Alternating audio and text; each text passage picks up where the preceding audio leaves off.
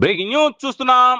పశ్చిమ గోదావరి జిల్లా తాడేపల్లిగూడెం పట్టణం పెద్ద తాడేపల్లి రోడ్డులోని ట్రినిటీ హాస్పిటల్ ఎదురుగా ఉన్న బాలుర BC hostel night warden Dasu విద్యార్థులపై చేస్తున్న దాష్టికాలు మించుతున్నాయని ఆరోపణలు బలంగా వినిపిస్తున్నాయి.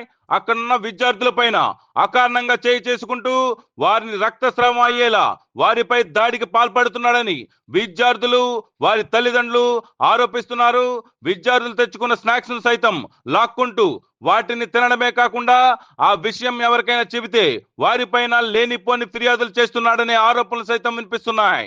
ఇప్పటి వరకు తన మాట వినని ముగ్గురు విద్యార్థులను ఇదే తరహాలో బయటకు పంపించేసి తన మాట వినని ఇంకొందరిని ఇదే కోవలో బయటకు పంపేందుకు విశ్వ ప్రయత్నాలు చేస్తున్నట్లుగా పలు ఆరోపణలు సైతం వినిపిస్తున్నాయి. సదరు దాస్ అనే వ్యక్తి తెనాలి నుంచి ఒక కాంట్రాక్ట్ ఎంప్లాయీగా ఇక్కడికి వచ్చి తన అధికార దర్పాన్ని ప్రదర్శిస్తూ అభం శుభం తెలియని బాల విద్యార్థులపై ప్రయోగిస్తున్నట్లుగా విద్యార్థులు వారి తల్లిదండ్రులు తీవ్ర స్థాయిలో విమర్శలు గుప్పిస్తున్నారు.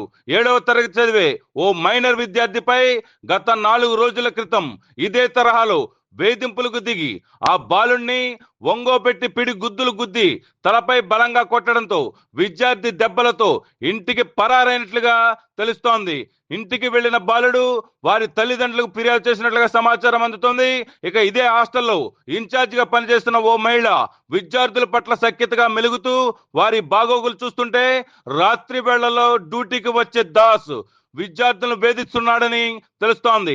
విద్యార్థులు తల్లిదండ్రులకు గార్డియన్స్ కు ఫోన్లు చేస్తూ పిల్లల హెయిర్ కటింగ్ తో పాటుగా కాస్మెటిక్ ఛార్జీలకు సైతం ఫోన్ పే డబ్బులు వేయాలని వారితో అతని అకౌంట్ కు డబ్బులు వేయించుకుంటున్నాడని విద్యార్థుల తల్లిదండ్రులు ఆరోపిస్తున్నారు.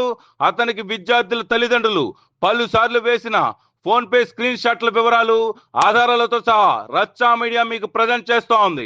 సదరు దాసు అడిగిన డబ్బులు పేరెంట్స్ ఫోన్ పే చేయకపోతే విద్యార్థులను రాత్రి సమయాల్లో తన ఇష్టం వచ్చినట్లుగా కొట్టి బూతులు తిడుతూ వేధిస్తున్నట్లుగా ఆరోపణలు వినిపిస్తున్నాయి.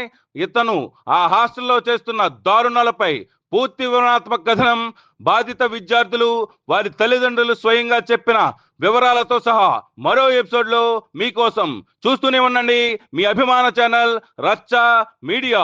ఈ కథనం మీకు రచ్చా మీడియా ఎక్స్క్లూజివ్ గా అందిస్తోంది.